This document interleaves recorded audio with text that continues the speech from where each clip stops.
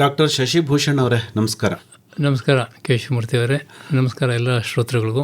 ಇವತ್ತಿನ ದಿವಸ ತಾವು ಕೋಳಿ ಸಾಕಾಣಿಕೆಯಲ್ಲಿ ವೈಜ್ಞಾನಿಕ ವಿಧಾನಗಳು ಮತ್ತು ಸುಧಾರಿತ ವಿಧಾನಗಳು ಏನೇನು ಬಂದಿದ್ದಾವೆ, ವಿಶೇಷವಾಗಿ ಹಿತ್ತಲಲ್ಲಿ ಕೋಳಿ ಸಾಕ್ತಾರೆ ಮತ್ತು ನಾಟಿ ಕೋಳಿ ಸಾಕಾಣಿಕೆ ಇವತ್ತು ಹೆಚ್ಚು ಜನಪ್ರಿಯವಾಗ್ತಾ ಇದೆ. ಮಾಂಸದ ಕೋಳಿ ಇದ್ದೇ ಇದೆ, ಮೊಟ್ಟೆ ಕೋಳಿ ಸ್ವಲ್ಪ ಸುಧಾರಿತ ಕೋಳಿ ಸಾಕಾಣಿಕೆಯಲ್ಲಿ ಬರ್ತದೆ. ಎಲ್ಲದರಲ್ಲೂ ಏನೇನು ವೈಜ್ಞಾನಿಕ ವಿಚಾರಗಳು ಅಡಕವಾಗಿದ್ದಾವೆ, ಹೊಸ ತಾಂತ್ರಿಕತೆಗಳು ಏನು ಬಂದಿದ್ದಾವೆ, ಕೋಳಿ ಸಾಕಾಣಿಕಾ ಉದ್ಯಮ ಹಿಂದೆ ಹೇಗಿತ್ತು, ಈಗ ಹೇಗಿದೆ, ಮುಂದೆ ಹೇಗೆ ಬೆಳೀಬಹುದು, ಈ ಎಲ್ಲ ವಿಚಾರಗಳಿಗೆ ಸಂಬಂಧಪಟ್ಟಂತೆ ತಾವು ವಿವರವಾಗಿ ಮಾಹಿತಿಯನ್ನು ನೀಡಬೇಕು. ಧನ್ಯವಾದಗಳು. ಕೋಳಿ ಉದ್ಯಮ, ಕುಕ್ಕುಟ ಫಾರ್ಮ್, ಕೋಳಿ ಫಾರ್ಮ್ ಅಂದರೆ ಸಾಮಾನ್ಯ ಪೌಲ್ಟ್ರಿ ಫಾರ್ಮ್ ಅಂತ ನಾವು ಹೇಳ್ತೇವೆ. ಪೌಲ್ಟ್ರಿ ಅಂದರೆ ಯಾವುದೇ ಕಮರ್ಷಿಯಲ್ ಇರ್ಬೋದು. ಕಮರ್ಷಿಯಲ್ ಅಂತಂದರೆ ಟರ್ಕಿ, ಕೊಯಿಲ್ಸು, ಡಕ್ಸು ಮತ್ತು ಪೌಲ್ಟ್ರಿ, ಇದೆಲ್ಲವೂ ಪೌಲ್ಟ್ರಿಲೇ ಬರ್ತದೆ. ಅಂದರೆ ಚಿಕನ್ನು. ಸೊ ಚಿಕನ್ನು, ಟರ್ಕಿ, ಡಕ್ಸು, ಕೊಯಿಲ್ಸು ಇದೆಲ್ಲ ಪೌಲ್ಟ್ರಿ ಅಂತಲೇ ಕರೀತಾರೆ. ಯಾವುದನ್ನು ಕಮರ್ಷಿಯಲ್ ಮಾಡ್ತೀವಿ ಹಾಗಾಗಿ ಅದನ್ನು ಪೌಲ್ಟ್ರಿ ಅಂತ ಕರಿತೇವೆ ನಾವು. ಬಟ್ ಸಾಮಾನ್ಯವಾಗಿ ಜನ ಏನಂತಾರೆ ಅಂತಂದರೆ ಚಿಕನ್ ಫಾರ್ಮಿಂಗ್ಗೆ ಪೌಲ್ಟ್ರಿ ಫಾರ್ಮ್ ಅಂತ ಅಂದ್ಕೊಳ್ಳೋದು ಅಷ್ಟೇ. ಅದರಲ್ಲಿ ನಿಮಗೆ ಹ್ಯಾಚರಿ ಬರ್ತದೆ, ಬ್ರಾಯ್ಲರ್ ಬರ್ತದೆ, ಲೇಯರ್ ಬರ್ತದೆ, ನಾಟಿ ಕೋಳಿ ಬರ್ತದೆ. ಟರ್ಕಿ ಬಿಟ್ಟು ಬರೀ ಕೋಳಿ ಅಂತ ಮಾತಾಡೋದಾದರೆ ಇಷ್ಟು ಬರ್ತವೆ. ಕೊಯ್ಲ್ ಸಹ ಬರ್ತದೆ. ಕೊಯ್ಲ್ಸ್ ಈಗ ಸುಮಾರು ಜನ ಮಾಡ್ತಾಯಿದ್ದಾರೆ. ಅದನ್ನು ತಂದೂರಿಗೆ ಅದಕ್ಕಿಂತ ಉಪಯೋಗಿಸ್ಕೋತಾರೆ. ಅದನ್ನು ಇಷ್ಟಪಟ್ಟು ತಿನ್ನೋರು ಬೇರೆ ಒಂಥರ ಜನ ಇರ್ತಾರೆ. ಕೋಳಿ ಉದ್ಯಮ ಒಟ್ಟಾರೆ ಒಂದು ಅಂದಾಜಿನಲ್ಲಿ 4 ಲಕ್ಷ ಕೋಟಿ ವಹಿವಾಟು ಇರುವಂಥ ಉದ್ಯಮ ನಮ್ಮ ದೇಶದಲ್ಲ, ನಮ್ಮ ದೇಶದಲ್ಲಿ ಒಂದರಲ್ಲೇ 4 ಲಕ್ಷ ಕೋಟಿ ಉದ್ಯಮ ಆಗುತ್ತೆ. ಭಾರತ GDP ಅಂತ ತೊಗೊಂಡ್ರೆ 1.2% GDP ಬರುತ್ತೆ. ಅಷ್ಟು ದೊಡ್ಡ ಉದ್ಯಮ. ನಾವು ಸುಮಾರು 330-340 ಬಿಲಿಯನ್ ಮೊಟ್ಟೆ ಉತ್ಪಾದಿಸ್ತೇವೆ ಪ್ರತಿ ವರ್ಷ. ಹಾಗೆಯೇ ಬ್ರಾಯ್ಲರ್ ಮಾಂಸ ಅಂತಂದರೆ 6 ಬಿಲಿಯನ್ kg ಅಷ್ಟು ಮಾಂಸ ಉತ್ಪಾದನೆ ಮಾಡ್ತೇವೆ. ಒಬ್ಬ ಮನುಷ್ಯರಿಗೆ ನಾನು ಅಂದರೆ ಸುಮಾರು ಪೌಲ್ಟ್ರಿ ಉದ್ಯಮಕ್ಕೆ ಬಂದದ್ದು 89ರಲ್ಲಿ ಸುಮಾರು ಒಂದು 13 ಮೊಟ್ಟೆ 15 ಮೊಟ್ಟೆ ತಿಂತಾಯಿದ್ರು ಒಬ್ಬರು ಪ್ರತಿ ವರ್ಷ. ಸರಾಸರಿ ಒಬ್ಬ ಮನುಷ್ಯ 13 ಮೊಟ್ಟೆ. ಈಗ 85 ಮೊಟ್ಟೆ ತಿಂತಾರೆ ಒಬ್ಬರು ಸರಾಸರಿ. ಆವಾಗ ಅಂದರೆ 89-90ಯಲ್ಲಿ ಸುಮಾರು ಒಂದು 1/4 kg 300 ಗ್ರಾಮ್ ಅಷ್ಟೇ ಒಬ್ಬ ಸರಾಸರಿ ಒಂದು ವರ್ಷಕ್ಕೆ ಒಬ್ಬರು ಕೋಳಿ ಮಾಂಸ ತಿಂತಾಯಿದ್ದು. ಈಗ ಸರಾಸರಿ 4.5 kg ಪ್ರತಿ ಮನುಷ್ಯ ಆ್ಯಾವ್ರೇಜು ಒಂದು ವರ್ಷಕ್ಕೆ ತಿಂತಾರೆ. ಅಷ್ಟು ಉದ್ಯಮ. ಮತ್ತು ಈ ಉದ್ಯಮ ಫಾಸ್ಟೆಸ್ಟ್ ಗ್ರೋಯಿಂಗ್ ಉದ್ಯಮ, ತುಂಬ ಬೇಗವಾಗಿ ಬೆಳೆಯುವಂಥ ಉದ್ಯಮ ಅಂದರೆ ಕೋಳಿ ಉದ್ಯಮ ಒಂದು. ಬ್ರಾಯ್ಲರ್ ಒಂದು 6% ಹಂಗೆ ಬೆಳೀತಾ ಇದೆ. ಲೇಯರ್ ಒಂದು 7-7.5% ಥರ ಪ್ರತಿ ವರ್ಷ ಬೆಳೀತಾ ಹೋಗ್ತಾ ಇದೆ. ಇದಕ್ಕೆ ತಕ್ಕಂತೆ ಹ್ಯಾಚರಿಯವರು, pure lines, parents, grand parents, ಆಪರೇಷನ್ಸ್ನವರು ಸಹ ಹಾಗೆ ಬೆಳೆಸ್ತಾ ಹೋಗ್ತಾ ಇದ್ದಾರೆ. ಫಸ್ಟು ಇದು ಎಲ್ಲಿಂದ ಬರ್ತದೆ ಹ್ಯಾಚರಿ ಅಂತಂದರೆ, ಬ್ರಾಯ್ಲರ್ ಇರ್ಬೋದು, ಲೇಯರ್ ಕಮರ್ಷಿಯಲ್ ಇರ್ಬೋದು, ಅಥವಾ ನಾಟಿ ಕೋಳಿ ಇರ್ಬೋದು. ಇದು ಎಲ್ಲದಕ್ಕೂ ಪೇರೆಂಟ್ಸ್ ಅಂತ ಒಂದು ಇದ್ದೇ ಇರುತ್ತೆ. ನಾಟಿ ಕೋಳಿಲಿ ಏನು ಮಾಡ್ತಾರೆ ಅಂದರೆ ಮೊದಲು ಈಗ ತುಂಬ ಪಾಪ್ಯುಲರ್ ಆಗ್ತಾಯಿದೆ ನಾಟಿ ಕೋಳಿ. ಮೊದಲು ಜನ ಅಲ್ಲೇ ಹೋಗ್ಬಿಟ್ಟು ರೈತರ ಹತ್ರ ನಾಟಿ ಮೊಟ್ಟೆ ತೊಗೊಂಡು ಅದನ್ನು ಮರಿ ಮಾಡಿಸಿ ಮಾರ್ತಾಯಿದ್ರು. ಈಗ ಸುಮಾರು ಜನ ಅವರದ್ದೇ ಪೇರೆಂಟ್ ಲೈನ್ ಇಟ್ಕೊಂಡು ಹ್ಯಾಚರಿ ಮಾಡಿ ಮಾಡ್ತಾಯಿದ್ದಾರೆ. ಅದು ಅಷ್ಟು ಆರ್ಗನೈಸ್ ಇನ್ನೂ ಆಗಿಲ್ಲ. ಅದೇ ನೀವು ಕಮರ್ಷಿಯಲ್ ಬ್ರಾಯ್ಲರ್ಸು, ಕಮರ್ಷಿಯಲ್ ಲೇಯರ್ಸ್ ಏನಿದೆ ಅದರಷ್ಟು ಆರ್ಗನೈಸ್ ಆಗಿಲ್ಲ. ಅದು ಆಗಬೇಕಾದ್ರೆ ಇನ್ನೂ ಟೈಮ್ ತೊಗೊಳುತ್ತೆ. ಅದಕ್ಕೆ ದೊಡ್ಡ ಕಾರ್ಪೊರೇಟ್ನವರು ಹೋದರೆ ಆವಾಗ ಅದು ಸಹ ಈ ಏನು commercial broilers, commercial layers hatchery system ಎಲ್ಲ ಬಂದಿದೆ ಅದು ಅವ್ರಿಗೂ ಸಹ ಬರ್ತದೆ. ಈ ಕಮರ್ಷಿಯಲ್ ಲೇಯರ್ಸು, ಬ್ರಾಯ್ಲರ್ಸ್ ಏನಿದೆ ಹ್ಯಾಚರಿ ಸಿಸ್ಟಮ್ಗೆ ಹೋದರೆ ಮೊದಲು ಪ್ಯೂರ್ ಲೈನ್ಸ್ ಅಂತ ಮಾಡ್ತಾರೆ. ಪ್ಯೂರ್ ಲೈನ್ಸ್ ಅಂತಂದರೆ ಈ ಪ್ಯೂರ್ ಲೈನ್ಸ್ ಬರ್ತದೆ, ಪ್ಯೂರ್ ಲೈನ್ಸಿಂದ ಗ್ರ್ಯಾಂಡ್ ಪೇರೆಂಟ್ಸ್ ಬರ್ತದೆ, ಗ್ರ್ಯಾಂಡ್ ಪೇರೆಂಟ್ಸಿಂದ ಪೇರೆಂಟ್ಸ್ ಬರ್ತದೆ, ಪೇರೆಂಟ್ಸಿಂದ ಕಮರ್ಷಿಯಲ್ಸ್ ಬರ್ತದೆ. ಉಲ್ಟಾ ಹೋದರೆ ಕಮರ್ಷಿಯಲ್ಸ್ಗೆ ಪೇರೆಂಟ್ಸ್ ಬೇಕು, ಪೇರೆಂಟ್ಸ್ ತಂದೆ ತಾಯಿ ಬೇರೆ ಬೇರೆ ಇರ್ತಾರೆ. ತಿರ್ಗಾ ಆ ಪೇರೆಂಟ್ಸ್ಗೆ ಗ್ರ್ಯಾಂಡ್ ಪೇರೆಂಟ್ಸ್ ಬರ್ತಾರೆ, ಅವರು ತಂದೆ ತಾಯಿ ಬೇರೆ ಬೇರೆ ಇರ್ತಾರೆ. ಅದರಲ್ಲಿ ಪುನಃ ಪ್ಯೂರ್ ಲೈನ್ಸ್ ಬರ್ತದೆ. ಸೊ ಅವರು ತಂದೆ ತಾಯಿ ಬೇರೆ ಬೇರೆ ಇರ್ತಾರೆ. ಇದೆಲ್ಲ ನಾಟಿ ಕೋಳಿ ಮಾಡೋದಕ್ಕೆ ಇನ್ನೂ ಟೈಮ್ ತೊಗೊಳುತ್ತೆ. ಅದಕ್ಕೆ ಜನ ತುಂಬ ಅಂದರೆ ಹಣ ಸಹ ಬೇಕು, ಫಂಡ್ಸು. ಯಾರು ಕಾರ್ಪೊರೇಟ್ನವ್ರು ಬಂದರೆ ಆವಾಗ ಹಣ ಎಲ್ಲ ಬರುತ್ತೆ, ಅಥವಾ ಲೋನ್ ಏನೋ ಮಾಡ್ಕೋತಾರೆ, ಆವಾಗ ಈ ಥರ ಎಲ್ಲ ಡೆವಲಪ್ಮೆಂಟ್ ಮಾಡ್ಕೋತಾರೆ. ಈ ಲೇಯರ್ ಕೋಳಿ ಪೇರೆಂಟ್ ಸೆಲೆಕ್ಷನ್ ಹೆಂಗಿರುತ್ತೆ ಅಂತಂದರೆ, ಒಂದೊಂದು ಕೋಳಿನೂ ಎಷ್ಟು ಮೊಟ್ಟೆ ಇಡುತ್ತೆ ಅಂತ ಅವರು ನೋಡ್ತಾರೆ ಸೆಲೆಕ್ಷನ್ ಮಾಡುವಾಗ ಪೇರೆಂಟ್ಸು. ಅಂದರೆ ಪ್ಯೂರ್ ಲೈನ್ ಸೆಲೆಕ್ಷನ್ ಟೈಮಲ್ಲೇ ಇದಾಗ್ಬಿಡುತ್ತೆ. Pure line, grand parents, pure line first selection ಆಗುತ್ತೆ. ಅದರಿಂದ ಗ್ರ್ಯಾಂಡ್ ಪೇರೆಂಟ್ಸ್ ತೊಗೊಳ್ತಾರೆ. ಗ್ರ್ಯಾಂಡ್ ಪೇರೆಂಟ್ಸಿಂದ ಪೇರೆಂಟ್ಸು ಬರ್ತದೆ, ಪೇರೆಂಟ್ಸಿಂದ ಇಲ್ಲಿ ನಮಗೆ ಕಮರ್ಷಿಯಲ್ ಬರ್ತದೆ. ನಾವು 1989-90ರಲ್ಲಿ ಬ್ರಾಯ್ಲರ್ ಫೀಡು ತಿಂತಾಯಿದ್ದು 2.25 kg 2.5 kg 1 kg ಮಾಂಸ ಉತ್ಪಾದನೆಗೆ ತಿಂತಾಯಿತ್ತು. ಯಾವಾಗ 89-90ರಲ್ಲಿ. ಈಗ ಅದೇ ಬ್ರಾಯ್ಲರ್ ಕೋಳಿ ಅಂದರೆ ಆವಾಗ 8 ವಾರ ತಗೋತಾಯಿದ್ದು ಸಮಯ. 2.25 kg ಮೇವು, 1 kg ಮಾಂಸ ಉತ್ಪಾದನೆಗೆ ಮತ್ತು 8 ವಾರ ಸಮಯ. ಈಗ ಹಾಗಲ್ಲ. ಈಗ 1 kg 600 ಗ್ರಾಮು, 1 kg 700 ಗ್ರಾಮ್ ಅಷ್ಟೇ ತಿನ್ನೋದು 1 kg ಮಾಂಸ ಉತ್ಪಾದನೆಗೆ. 6 ವಾರ ಟೈಮ್ ತೊಗೊಳುತ್ತೆ. ಆವಾಗ 8 ವಾರಕ್ಕೆ 1.25 kg, ಮ್ಯಾಕ್ಸಿಮಮ್ 2 kg ಗಂಡು ಕೋಳಿಗಳು ಬರ್ತಾಯಿದೆ. ಇವಾಗ ಹಾಗಲ್ಲ, ಗಂಡು ಕೋಳಿಗಳು 2.5 kg ಬಂದುಬಿಡ್ತವೆ. 2.25 kg ಬಂದಿರೋದು ಉಂಟು ನೋಡಿ. ನಾನು ಆ್ಯಾವ್ರೇಜ್ 2 kg 100, 2.25 kg ಬಂದುಬಿಡುತ್ತೆ. ಮೊಟ್ಟೆ ಕೋಳಿನೂ ಹಾಗೇ. ಇದೆಲ್ಲ ನಾವು ಕಮರ್ಷಿಯಲ್ಸ್ ಮಾತಾಡ್ತೀವಿ, ನಾಟಿ ಕೋಳಿ ಅಲ್ಲ. ಮೊಟ್ಟೆ ಕೋಳಿನೂ ಹಾಗೇ 1989, 90 ಆ ಸಮಯದಲ್ಲಿ ಒಂದು ಕೋಳಿ 43-44 kg ಮೇವು ತಿಂದು 260-250 ಮೊಟ್ಟೆ ಕೊಟ್ಟರೆ ಹೆಚ್ಚು. ತುಂಬ ಒಳ್ಳೆ ಉತ್ಪಾದನೆ ಅದು. ಮತ್ತು ತೂಕನೂ ಅಷ್ಟೇ, ಬಾಡಿ ವೆಯ್ಟ್ 1 500 ಹಂಗೆ ಬರ್ತಾಯಿತ್ತು. ಕಲ್ಬರ್ಡ್ ವೆಯ್ಟ್ ಅಂತಂದರೆ ಕೋಳಿ ಮಾರ್ತಾರಲ್ಲ ಮೊಟ್ಟೆ ಇಟ್ಟ ಮೇಲೆ, ಅದ್ರ ಕಲ್ಬರ್ಡ್ ವೆಯ್ಟ್ ಅಂತೀವಿ ನಾವು. ಕಲ್ಬರ್ಡ್ ವೆಯ್ಟ್ ಅವಾಗ 1 500 550 ಅಷ್ಟೇ. ಇವಾಗ ಅದೇ ಕೋಳಿ 52 ವಾರದಲ್ಲಿ 320-330 ಕೊಟ್ಟೆ ಕೊಡುತ್ತೆ. ಅವಾಗ 250, 260, 270 ಬಂದರೆ ತುಂಬ ದೊಡ್ಡ ಪ್ರೊಡಕ್ಷನ್ನು. ಇವಾಗ ಹಂಗಿಲ್ಲ, 330 ಬರ್ತದೆ. 41-41 kg ಮೇವು ತಿನ್ನುತ್ತೆ. ವ್ಯತ್ಯಾಸ ಅಷ್ಟೇ. ಇದೆಲ್ಲ ಅಂದರೆ ಸೆಲೆಕ್ಷನ್, ಪೇರೆಂಟ್ಸು, ಗ್ರ್ಯಾಂಡ್ ಪೇರೆಂಟ್ಸು ಪ್ಯೂರ್ಲೈನ್ ಸೆಲೆಕ್ಷನಿಂದ ಮಾಡ್ತಾ ಈ ಸ್ಟೇಜಿಗೆ ಬಂದಿದೆ. ಇದರಲ್ಲಿ ಏನು ಹಾರ್ಮೋನ್ ಕೊಡೋದು, ಇಂಜೆಕ್ಷನ್ಸ್ ಕೊಡೋದು, ಗ್ರೋತ್ ಪ್ರಮೋಷನ್ ಕೊಡೋದು, ಮೊಟ್ಟೆ ಜಾಸ್ತಿ ಆಗೋಕ್ಕೆ ಇಂಜೆಕ್ಷನ್ ಕೊಡೋದು ಅದೆಲ್ಲ ಏನೂ ಇಲ್ಲ, ಬರೀ ಸೆಲೆಕ್ಷನ್ ಅಷ್ಟೇ. ನಮ್ಮ ಮನೆಗಳಲ್ಲೇ ಈಗ ಮೊದಲೆಲ್ಲ ನಾವೆಲ್ಲ ಹೋದಾಗ 5.25 5.25 ಅಡಿ ಇದ್ದಾರೆ. ಈ ಮನೆಗಳಲ್ಲಿ ಬರ್ತಾ 6 ಅಡಿ 6.25 ಅಡಿ ಎಲ್ಲ ಬಂದುಬಿಡ್ತಾರೆ ಮಕ್ಕಳು. ನರಿಶ್ಮೆಂಟು ಎಲ್ಲ, ಫುಡ್ಡು ಇದೆಲ್ಲ, ಎಕ್ಸಸೈಸ್ ಎಲ್ಲ ಇದ್ದಾಗ ಬೇಗ ಬೆಳೆದ್ಬಿಡ್ತವೆ. ಕೋಳಿನೂ ಹಾಗೆ ಸೆಲೆಕ್ಷನ್ ಮಾಡ್ತಾ ಹೋಗ್ತಾರೆ. ಉತ್ತಮ ಪ್ರೊಡಕ್ಷನ್ ಯಾವ್ದು ಬರುತ್ತೆ ಅದನ್ನು ಆ ಲೈನ್ನ ಮುಂದಕ್ಕೆ ಬಿಡ್ತಾ ಹೋಗ್ತಾರೆ. ಸೊ ಸೆಲೆಕ್ಷನಲ್ಲಿ ಈ ಮೊಟ್ಟೆ ಕೋಳಿ ಆದರೆ ಏನೇನು ನೋಡಿ ಸೆಲೆಕ್ಟ್ ಮಾಡ್ತಾರೆ ಅಂದರೆ, ಒಂದು ಎಷ್ಟು ಮೊಟ್ಟೆ ಕೊಡುತ್ತೆ ಈ ಕೋಳಿ, ಇನ್ನೊಂದು ಎಷ್ಟು ತೂಕ ಇರುತ್ತೆ ಮೊಟ್ಟೆ, ಮತ್ತು ಇನ್ನೊಂದು ಪುಲೆಟೆಕ್ಸ್ ಅಂತಂದರೆ ಒಂದು 18 ವಾರಕ್ಕೆ ಮೊಟ್ಟೆ ಶುರುವಾದರೆ 22-23 ವಾರದವರೆಗೂ ಪುಲೆಟೆಕ್ಸ್ ಸಣ್ಣ ಮೊಟ್ಟೆ ಕೊಡುತ್ತೆ. ಆ ಸಣ್ಣ ಮೊಟ್ಟೆಗಳು ಕಡಿಮೆ ಕೊಡಬೇಕು, ಅದನ್ನು ನೋಡಿ ಸೆಲೆಕ್ಟ್ ಮಾಡ್ತಾರೆ. ಮತ್ತು ಶೆಲ್ ಕ್ವಾಲಿಟಿ, ಶೆಲ್ಲು ಸುಮ್ಮನೆ ಪಟ್ ಅಂತ ಹೊಡೆದೋಗ್ಬಾರ್ದು, ಗಟ್ಟಿ ಇರಬೇಕು. ಯಾಕಂದರೆ ಎಲ್ಲಿಂದ ಎಲ್ಲಿಗೋ ಹೋಗುತ್ತೆ. ಇಲ್ಲಿಂದ ನಾಮಕಲ್ ಹೋಗುತ್ತೆ, ಅಲ್ಲ ನಾಮಕಲ್ಲಿಂದ ಕೇರಳಕ್ಕೆ ಬರುತ್ತೆ ಮೊಟ್ಟೆ, ಮೈಸೂರಿಂದ ಕೇರಳಗೆ ಹೋಗುತ್ತೆ ಮೊಟ್ಟೆ, ಮೈಸೂರಿಂದ ಬೇರೆ ಎಲ್ಲೋ ಹೊರಗೆ ಹೋಗುತ್ತೆ. ಸೊ 3 ಕಡೆ ಶಿಫ್ಟಿಂಗ್ ಆಗುತ್ತೆ ಮೊಟ್ಟೆ.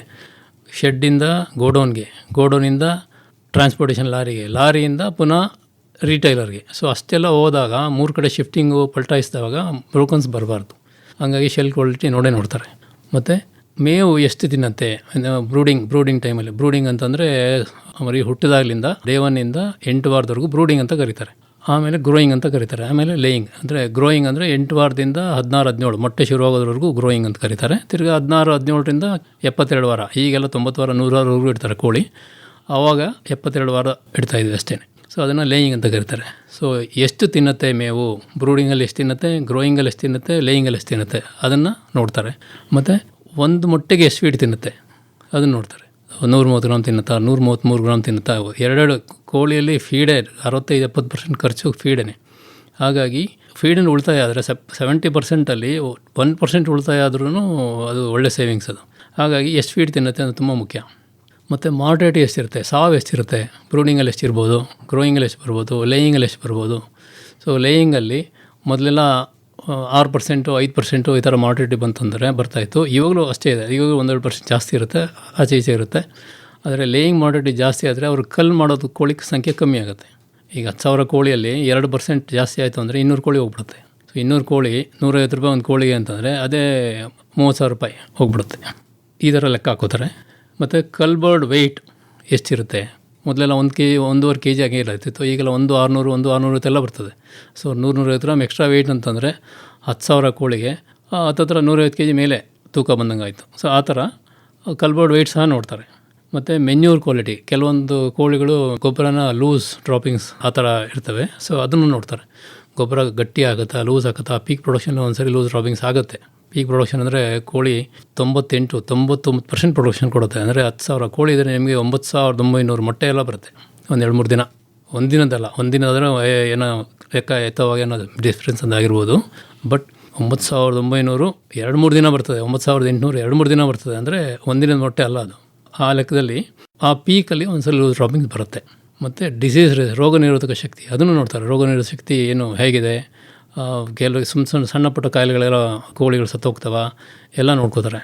ಮತ್ತು ಒಂದು ವೇಳೆ ಪ್ರೊಡಕ್ಷನ್ ಕಮ್ಮಿ ಆದರೆ ಎಷ್ಟು ಬೇಗ ರಿಕವರ್ ಆಗುತ್ತೆ ಅದನ್ನು ನೋಡ್ತಾರೆ. ಈಗ ಪ್ರೊಡಕ್ಷನ್ನು 95%ಇಂದ 60% ಬಂದುಬಿಡುತ್ತೆ, ಏನೋ ಪ್ರಾಬ್ಲಮ್ ಆಗಿ ಸಿಕ್ಕಾಪಟ್ಟೆ ಮಳೆ ಬಂದು ಲೈಟ್ ಆಫ್ ಆಗಿಬಿಟ್ಟು ಅಥವಾ ಆ ಥರ ಏನೋ ಪ್ರಾಬ್ಲಮ್ ಆಗಿ ಅಥವಾ ಡಿಸೀಸ್ ಪ್ರಾಬ್ಲಮ್ ಆಗಿಬಿಟ್ಟು ಪ್ರೊಡಕ್ಷನ್ ಡ್ರಾಪ್ ಆದರೆ ಎಷ್ಟು ಬೇಗ ರಿಕವರ್ ಆಗುತ್ತೆ ಟ್ರೀಟ್ಮೆಂಟ್ ಕೊಟ್ಟಾಗ ಅದನ್ನು ನೋಡ್ತಾರೆ.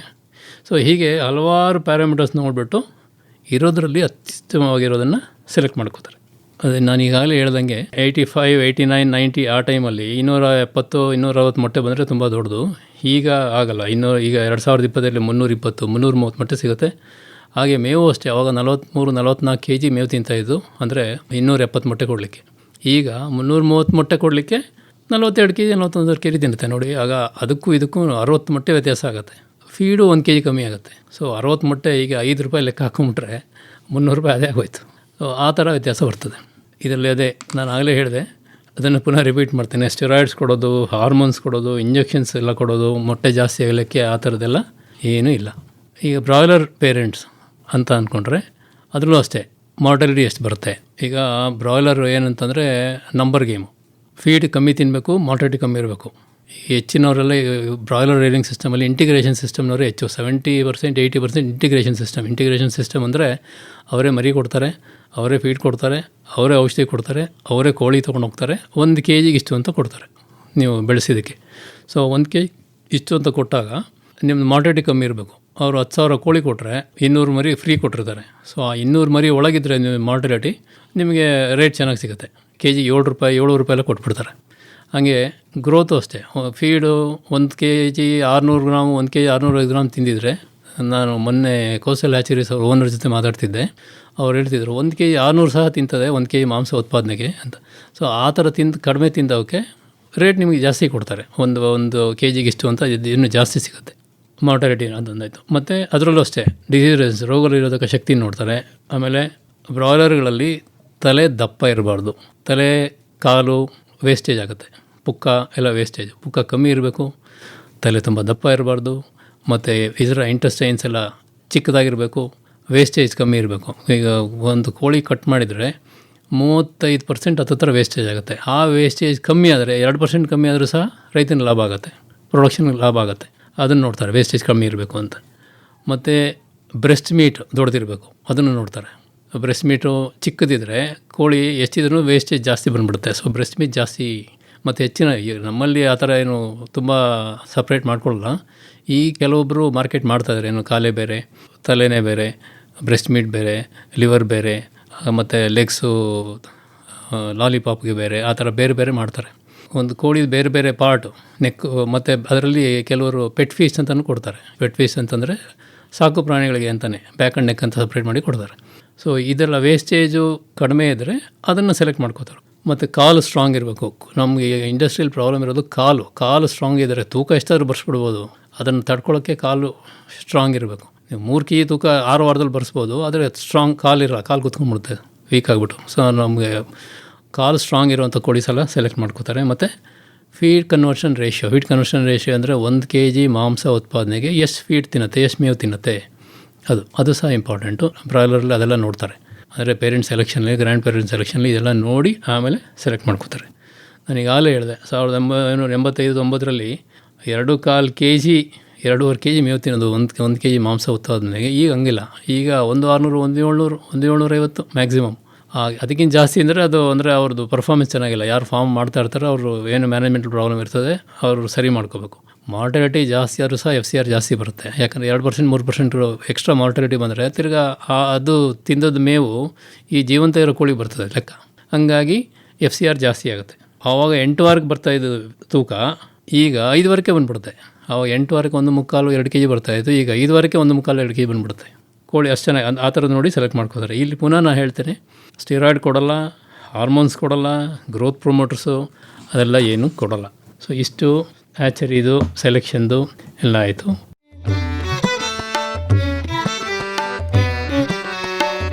ಕೃಷಿ ನಿರಂತರ, ಹಾಗೆ ಕಲಿಕೆಯೂ ನಿರಂತರ. ಕೃಷಿಗೆಲ್ಲಿದೆ ಅಂತ್ಯ, ಆರಂಭವೇ ನಿತ್ಯ.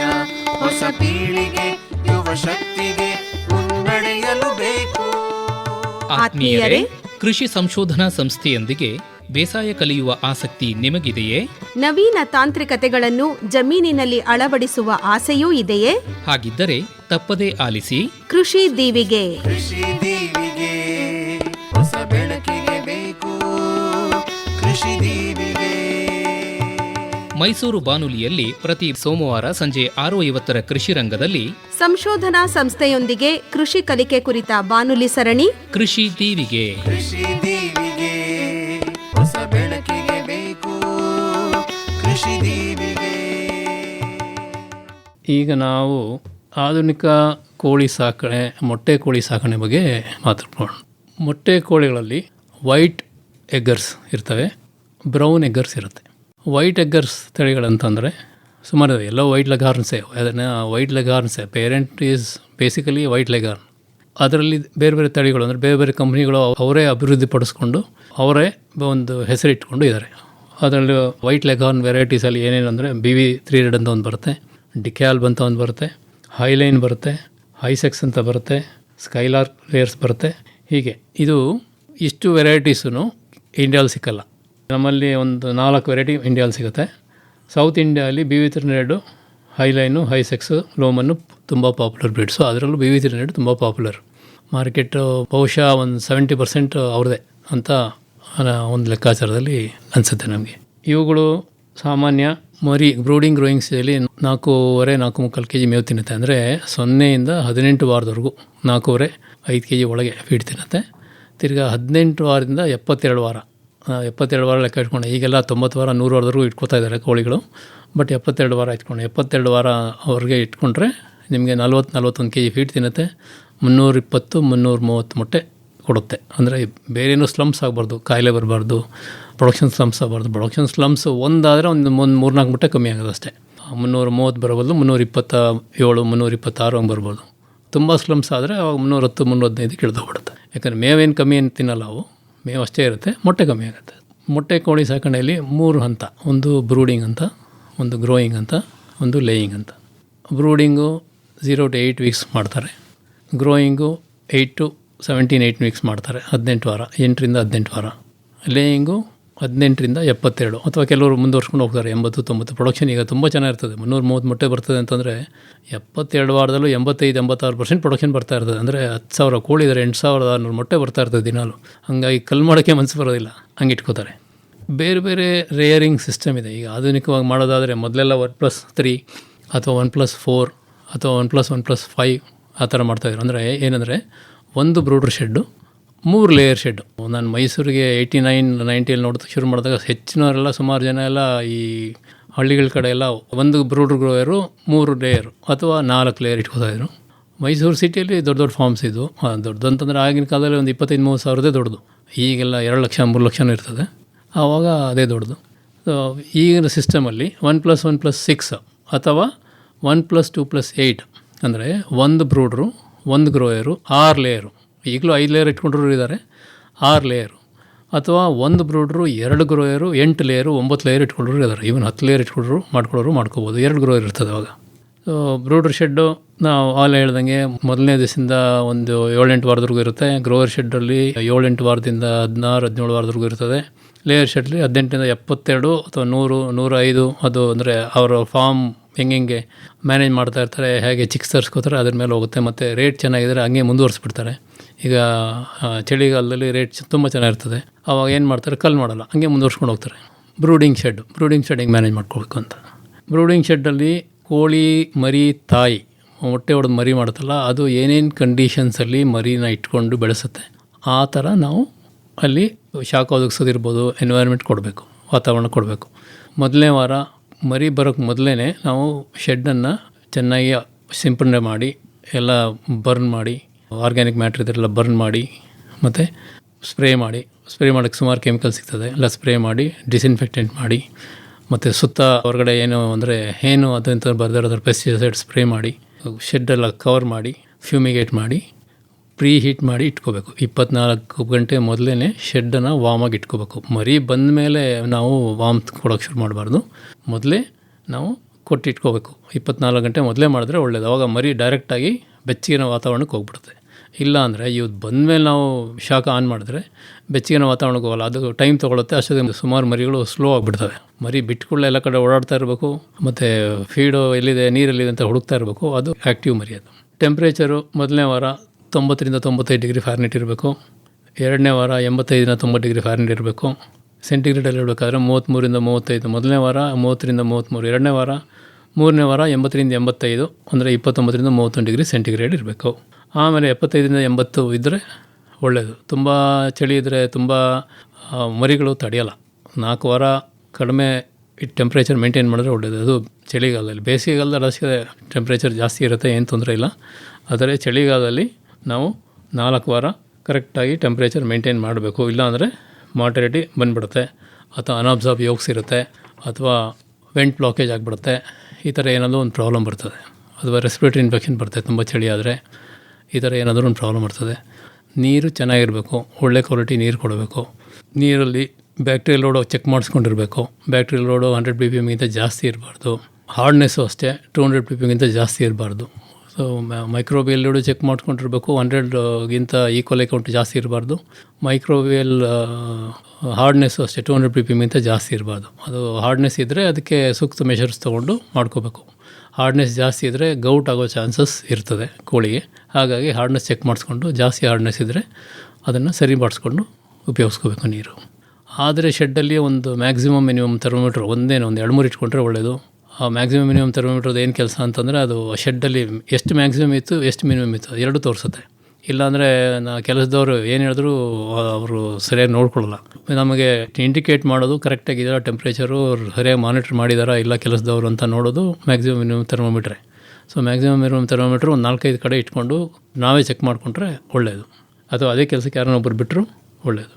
ಇನ್ನು ಶಾಖ ಕೊಡೋಕ್ಕೆ ಮೊದಲೆಲ್ಲ ಇದ್ಲು, ಸೌದೆ, ಎಲೆಕ್ಟ್ರಿಸಿಟಿ ಅಂತೆಲ್ಲ ಮಾಡ್ಕೋತಾಯಿದ್ವಿ. ಈಗ ಬದಲಾಗಿದೆ. ಸುಮಾರು ಜನ ಸೋಲಾರ್ ಯೂಸ್ ಮಾಡ್ತಾರೆ, ಸುಮಾರು ಜನ ಗೋಬರ್ ಗ್ಯಾಸ್ ಯೂಸ್ ಮಾಡ್ತಾರೆ, ರೆಗ್ಯುಲರ್ ಗ್ಯಾಸ್ ಯೂಸ್ ಮಾಡ್ಕೋತಾರೆ, ಎಲೆಕ್ಟ್ರಿಕ್ಕು ಕೆಲವರು ಯೂಸ್ ಮಾಡ್ಕೋತಾರೆ. ಸೊ ಈಗ LPGನೂ ಯೂಸ್ ಮಾಡ್ಕೋತಾರೆ ಕೆಲವರು, ಮತ್ತು ಇನ್ಫ್ರಾರೆಡ್ ಯೂಸ್ ಮಾಡ್ಕೋಬೋದು.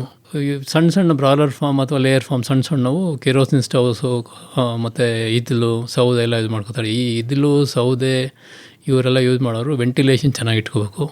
ವೆಂಟಿಲೇಷನ್ ಚೆನ್ನಾಗಿಲ್ಲದೆ ಹೋದರೆ ಕೋಳಿ ಮರಿಗೆ ಆಕ್ಸಿಜನ್ ಲೆವೆಲ್ ಕಡಿಮೆ ಆಗುತ್ತೆ. ಕೋಳಿ ಮರಿಗೆ ಆಕ್ಸಿಜನ್ ಲೆವೆಲ್ ಕಡಿಮೆ ಆಯಿತು ಅಂತಂದರೆ ಅದು ಬೆಳವಣಿಗೆ ಬರೋಲ್ಲ, ಮತ್ತು ರೆಸ್ಪಿರೇಟರಿ ಇನ್ಫೆಕ್ಷನ್ನು ಪ್ರಾಬ್ಲಮ್ ಬರ್ತದೆ. ಸೊ ಹಾಗಾಗಿ ಏನೇ ನಾವು ಬರ್ನಿಂಗ್ ಐಟಮ್ಸ್ ಈಗ ಚಾರ್ಕೋಲ್ ಇರ್ಬೋದು, ಸೌದೆ ಇರ್ಬೋದು, ಗ್ಯಾಸ್ ಇರ್ಬೋದು, ಮತ್ತು CNG ಇರ್ಬೋದು. ಕೆಲವರೆಲ್ಲ ಕೆರೋಸಿನ್ದು ಅಥವಾ ಡೀಸೆಲ್ದು ಸ್ಟವ್ ಥರ ಯೂಸ್ ಮಾಡ್ಕೋತಾರೆ. ಏನೇ ಯೂಸ್ ಮಾಡಿದ್ರೂ ನಮಗೆ ವೆಂಟಿಲೇಷನ್ ಚೆನ್ನಾಗಿರಬೇಕು. ವೆಂಟಿಲೇಷನ್ ಇಲ್ಲ ಅಂತಂದರೆ ಕೋಳಿ ಗ್ರೋತ್ ಬರಲ್ಲ, ಮತ್ತು ರೆಸ್ಪಿರೇಟರಿ ಇನ್ಫೆಕ್ಷನ್ ಜಾಸ್ತಿ ಆಗೋ ಚಾನ್ಸಸ್ ಇರ್ತದೆ, ಮತ್ತು ಸಾವು ನೋವು ಸಹ ಜಾಸ್ತಿ ಆಗ್ತದೆ. ಕೋಳಿ ಹೆಂಗೆ ಪ್ರೊಡಕ್ಷನ್ ಬರುತ್ತೆ ಅನ್ನೋದನ್ನು ಡಿಸೈಡ್ ಮಾಡೋದು ಮರಿ ಶೆಡ್, ಅಂದರೆ brooder shed, grower shed. Brooder ಶೆಡ್ಡಲ್ಲಿ ಗ್ರೋತ್ ಸರಿಯಾಗಿ ಬರಬೇಕು, ಬಾಡಿ ವೇಟ್ ಸರಿಯಾಗಿ ಬರಬೇಕು. ತಿರ್ಗಾ ಗ್ರೋಯರ್ ಶೆಡ್ಡಲ್ಲೂ ಅಷ್ಟೇ ಬಾಡಿ ವೇಟ್ ಸರಿಯಾಗಿ ಬರಬೇಕು, ಗ್ರೋತ್ ಸರಿಯಾಗಿ ಬರಬೇಕು, ಏನು ಡಿಸೀಸ್ ಏನು ಬರ್ದಿರೋ ನೋಡ್ಕೋಬೇಕು. ಆವಾಗ ನಿಮಗೆ ಲೇಯರ್ ಸಹ ತುಂಬ ಚೆನ್ನಾಗಿ ಪ್ರೊಡಕ್ಷನ್ ಬರ್ತದೆ. ಇಲ್ಲಾಂದರೆ ಪ್ರೊಡಕ್ಷನ್ನು ಕರೆಕ್ಟಾಗಿ ಬರಲ್ಲ. ಅದೇ ನಾವು ಅಂದ್ಕೊಳ್ಳೋದು ಏನಂತಂದರೆ, ಸುಮಾರು ಜನ ಲೇಯಿಂಗಲ್ಲಿ ತಾನೇ ಆಮೇಲೆ ನೋಡೋಣ ಅಂತೇಳಿ ಬೇಕಾಬಿಟ್ಟು ಮಾಡ್ಕೊಳಕ್ಕಾಗಲ್ಲ. ಬ್ರೂಡಿಂಗು ಚೆನ್ನಾಗಿರಬೇಕು, ಗ್ರೋಯಿಂಗು ಚೆನ್ನಾಗಿರಬೇಕು. ಬೆಳೆಯೋ ಗಿಡ ಪೈರಿನಲ್ಲಿ ಅಂತಂದಂಗೆ ಚಿಕ್ಸು ಗ್ರೋಯರ್ಸೇ ತುಂಬ ಇಂಪಾರ್ಟೆಂಟು. ಲೇಯರ್ಸು ಹೆಂಗಾರು ಒಂದು ಸ್ಟೇಜಿಗೆ ಬಂದುಬಿಟ್ಟಿರ್ತದೆ, ಅದ್ರದ್ದೇನು ಪ್ರಾಬ್ಲಮ್ ಇಲ್ಲ. ಲೇಯಿಂಗ್ ಸ್ಟೇಜಿಗೆ ಬರಬೇಕಾದ್ರೆ ಚಿಕ್ಸು ಗ್ರೋಯರ್ಸು ಚೆನ್ನಾಗಿ ಬೆಳೆಸ್ಕೋಬೇಕು. ಸೊ ಇನ್ನು ಬ್ರೂಡಿಂಗಲ್ಲಿ ಹ್ಯಾಚರಿಯವರೇ ಅವ್ರವ್ರದ್ದೇ ವ್ಯಾಕ್ಸಿನೇಷನ್ ಶೆಡ್ಯೂಲ್ ಕೊಡ್ತಾರೆ. ಆ ಪರ್ಟಿಕ್ಯುಲರ್ ಏರಿಯಾ ಏನು ಬೇಕೋ ಆ ಥರ ಒಂದೊಂದು ಹ್ಯಾಚರಿ ಒಂದೊಂದು ಹತ್ತತ್ರ ಆಲ್ಮೋಸ್ಟ್ ಸೇಮ್ ವ್ಯಾಕ್ಸಿನೇಷನ್ ಕೊಡ್ತಾರೆ. ಅವ್ರು ಹೇಳ್ದಂಗೆ ಅವ್ರು ನೀವು ಫಾಲೋ ಮಾಡಿಕೊಂಡ್ರೆ ಸರಿ. ಮತ್ತು ಕೆಲವರೆಲ್ಲ ಡಬಲ್ ಡಿಬೇಕಿಂಗ್ ಮಾಡಿಸ್ತಾರೆ. ಡಬಲ್ ಡಿಬೇಕಿಂಗ್ ಅಂದರೆ ಫಸ್ಟ್ ವೀಕಲ್ಲೋ 10th ಡೇನೋ ಒಂದು ಸರಿ, ಪುನಃ 12 ವಾರ 15 ವಾರದವರೆಗೂ ಒಂದು ಸರಿ, 2 ಸರಿ ಮಾಡ್ತಾರೆ. ಕೆಲವರು ಹ್ಯಾಚರಿಯವರು ಅವ್ರದ್ದೇ ಡಿಬೇಕಿಂಗ್, ಪ್ರಿಸಿಷನ್ ಡಿಬೇಕಿಂಗ್ ಮಾಡಿ ಕಳಿಸ್ಬಿಡ್ತಾರೆ. ಇವ್ರಿಗೇನು ಮಾಡೋ ಕೆಲಸ ಇರೋಲ್ಲ ಡಿಬೇಕಿಂಗು. ಹಾಗೆ ಒಂದೊಂದು ಹ್ಯಾಚರಿಯವರು ಒಂದೊಂದು ಥರ ಮಾಡಿ ಕಳಿಸ್ತಾರೆ. ಹೆಚ್ಚಿನವರು ಡಿಬೇಕಿಂಗ್ ಮಾಡಲ್ಲ. ಅವರು ಡೇ ಓಲ್ಡ್ ಚಿಕ್ಸು ವ್ಯಾಕ್ಸಿನೇಟ್ ಮಾಡಿ ಕಳಿಸ್ಬಿಡ್ತಾರೆ. ನಾವು ಉಳಿದೆಲ್ಲ ಮಾಡ್ಕೋಬೇಕು. ಈಗ ಗ್ರೋಯರ್ ಬರೋಣ. ಗ್ರೋಯರ್ನ 8ರಿಂದ 16 ವಾರ ಅಥವಾ 17 ವಾರ, ಅಂದರೆ ಲೇಯರ್ ಶೆಡ್ ಖಾಲಿ ಇರಬೇಕು ಅವರು ಇದನ್ನು ತೆಗಿಬೇಕಾದ್ರೆ.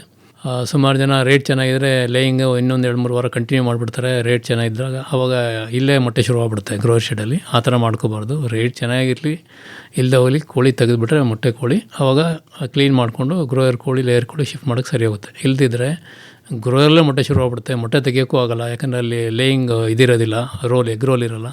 ಹಾಗಾಗಿ ಎಷ್ಟು ಕರೆಕ್ಟಾಗಿ ಟೈಮಿಗೆ ಲೇಯರ್ಸು ಕಲ್ ಮಾಡಬೇಕು, ಗ್ರೋಯರ್ನು ಶಿಫ್ಟ್ ಮಾಡಿಬಿಟ್ರೆ ಒಳ್ಳೆಯದು. ಇಲ್ಲಾಂದರೆ ಮೊಟ್ಟೆ ಗಲೀಜಾಗಿರ್ತದೆ, ಮೊಟ್ಟೆ ತೊಗೊಳೋರು ಅದನ್ನು ತೊಗೊಳೋದಿಲ್ಲ, ತೆಗಿಯೋಕ್ಕೂ ಆಗೋಲ್ಲ. ಕೈ ಹಾಕಿ ತೆಗೆದ್ರೆ ಕೈಯೆಲ್ಲ ಪರ್ಚ್ಕೊಂಡು ಗಾಯ ಆಗುತ್ತೆ ಜನಗಳದ್ದು, ಲೇಬರ್ದು. ಹಾಗಾಗಿ ಎಲ್ಲ ಟೈಮ್ ಸರಿಯಾಗೆಲ್ಲ ಮಾಡಿಕೊಂಡ್ರೆ ಒಳ್ಳೆಯದು.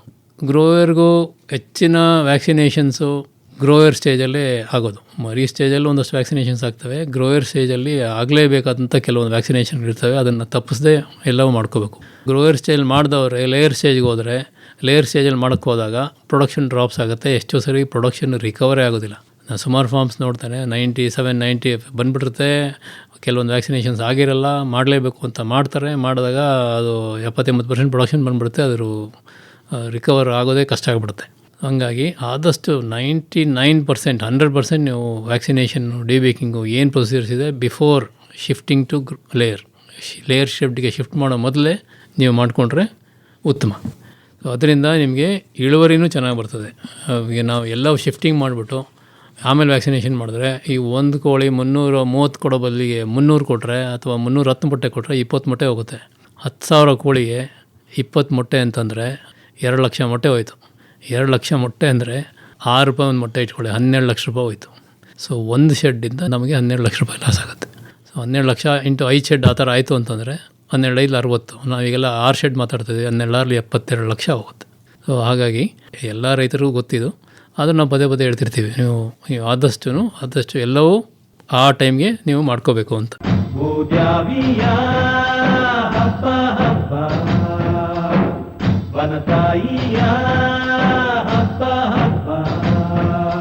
ರೈತ ಬಾಂಧವರೇ, ಪ್ರತಿದಿನ ಸಂಜೆ 6:50 ಪ್ರಸಾರವಾಗುವ ಕೃಷಿ ರಂಗ ಕಾರ್ಯಕ್ರಮಗಳನ್ನು ಮತ್ತೆ ಕೇಳಬೇಕಾ? ಹಾಗಿದ್ರೆ ನಮ್ಮ ಯೂಟ್ಯೂಬ್ ಚಾನೆಲ್ AIR ಮೈಸೂರು 100.6 ಅನ್ನು ಸಬ್ಸ್ಕ್ರೈಬ್ ಮಾಡಿಕೊಳ್ಳಿ. ನಮ್ಮ ಕೃಷಿ ಕಾರ್ಯಕ್ರಮಗಳು ಇದರಲ್ಲಿ ಯಾವಾಗಲೂ ಲಭ್ಯ.